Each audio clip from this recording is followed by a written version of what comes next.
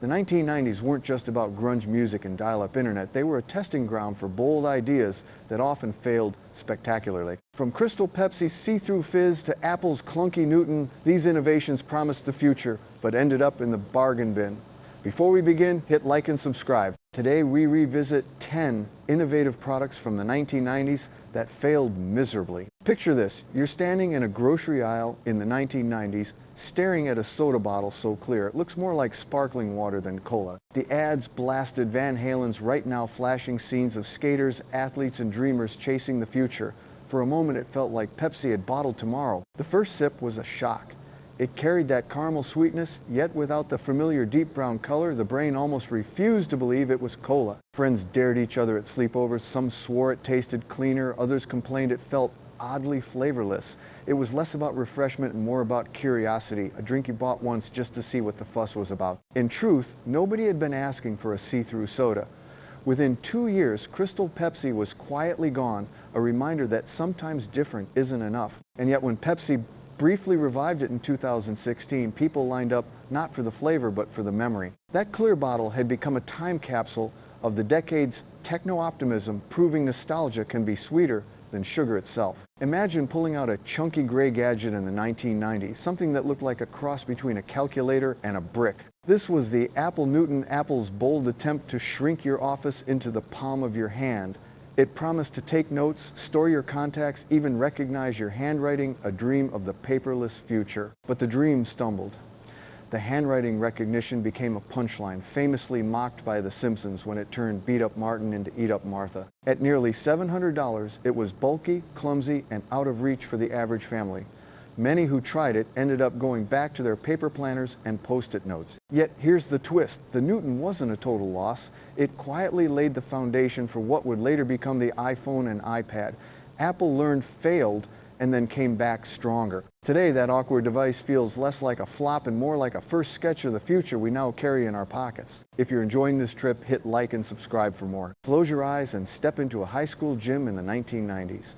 Squeaky sneakers echo on polished floors and one kid bends down pressing the little orange ball on his shoe tongue. Psh!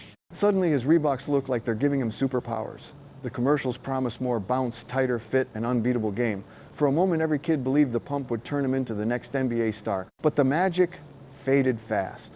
The pump mechanism often broke, the shoes were pricey, and after the novelty wore off, they didn't feel all that different from regular sneakers. Parents realized they'd shelled out extra for a gimmick, and kids quietly retired them to the back of the closet. Still, the pump lives on in memory, less as sports gear, more as a symbol of that decade's belief that tech could improve even a pair of sneakers. Looking back at Crystal Pepsi, the Apple Newton, and the Reebok Pump, do you think these products failed because they were ahead of their time or because nobody really wanted them in the first place? Picture walking into a toy store in the 1990s and spotting a strange red headset on display. Kids leaned forward, faces buried in a machine that promised a glimpse of virtual reality. This was the Nintendo Virtual Boy, a bold leap into the future of gaming before the world was ready. The experience, you pressed your eyes against the visor and were met with glowing red lines against a black void, a 3D world that felt both exciting and unsettling. Within minutes, many players complained of headaches or dizziness. The system was clunky, expensive, and came with only a handful of games, hardly enough to justify the hype. Parents hesitated, kids got frustrated, and shelves soon filled with unsold boxes. After just 6 months, Nintendo quietly pulled the plug. Yet despite its failure, the Virtual Boy carries a kind of cult fascination today. It was the company's awkward first step toward a dream that wouldn't be fully realized until decades later with true VR headsets. Looking back, it's a reminder that sometimes even the biggest innovators can stumble on the way to the future. Walk into a convenience store in the mid-1990s, and there it was a bottle that looked more like a lava lamp than a beverage. Tiny neon gelatin balls floated in the liquid, suspended, as if defying gravity. Orbits wasn't just a drink, it was a spectacle. Kids would shake the bottle, mesmerized, as the beads drifted and settled, imagining it was something from outer space. But the excitement ended the moment you took a sip. The flavor was vague, a muddled mix of fruit that didn't quite land, while the texture felt like chewing gum and drinking soda at the same time. Some people admitted they bought it just once more as a curiosity than a craving. Orbits didn't last long. Shelves cleared, and it was remembered more as a bizarre experiment than a refreshment. Still, that strange glowing bottle has stuck in people's memories, an icon of the decade's obsession with making the ordinary look futuristic, even if the taste never matched the promise. Imagine booting up your computer in the mid-1990s and instead of the usual icons and folders, you're greeted by a cartoon dog wagging its tail inside a virtual living room. That was Microsoft Bob, a friendly interface designed to make computers feel less intimidating.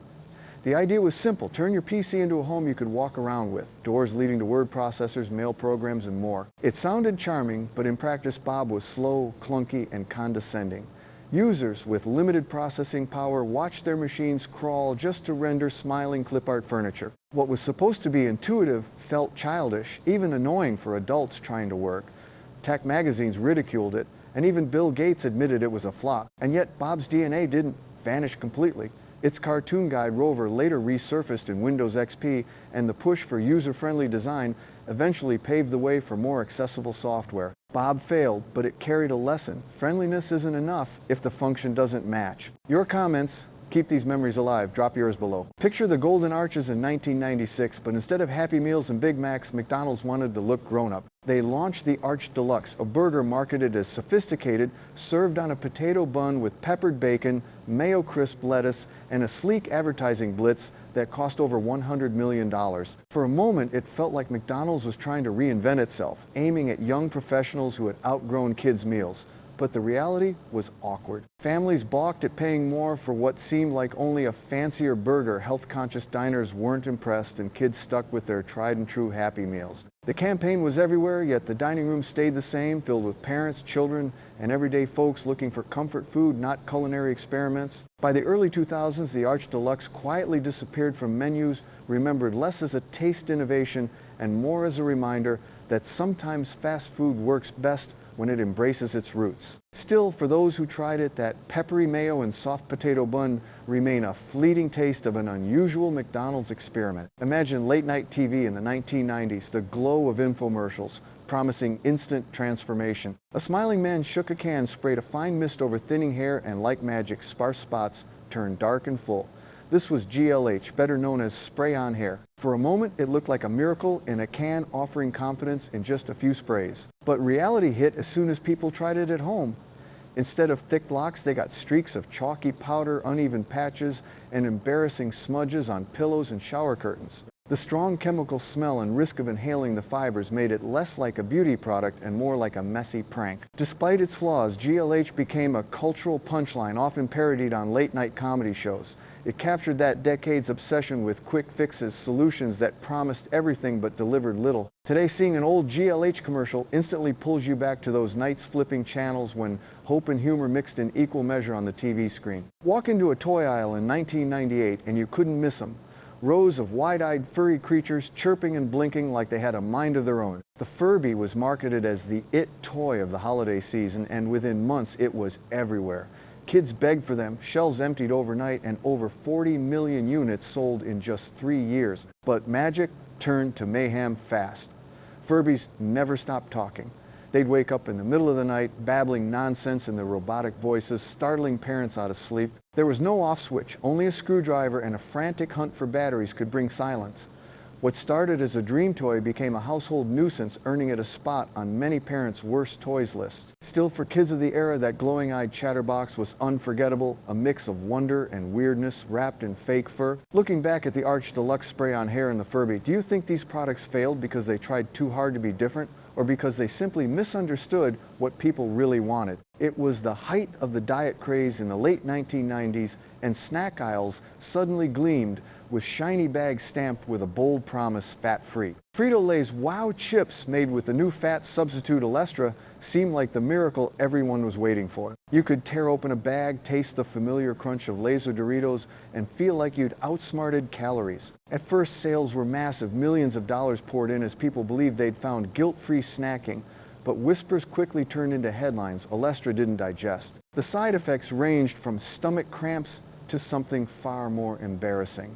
Consumers joked that the chips should have come with a warning label, and eventually they did. By the early 2000s, the hype collapsed. WOW chips vanished, remembered as one of the boldest missteps in snack food history. For some, even the name feels ironic, now more cautionary tale than celebration. And don't forget to subscribe for more nostalgia and retro memories. Looking back, the 1990s gave us more than just flannel shirts and dial-up tones. It gave us daring experiments that didn't always land. Crystal Pepsi, the Newton, the Virtual Boy, WOW chips, each one a reminder that failure can be just as memorable as success. They made us laugh, they frustrated us, but they also shaped the products we use today. Nostalgia has a way of turning even the biggest flops into treasures of memory. Don't forget to subscribe for more nostalgic journeys into the past.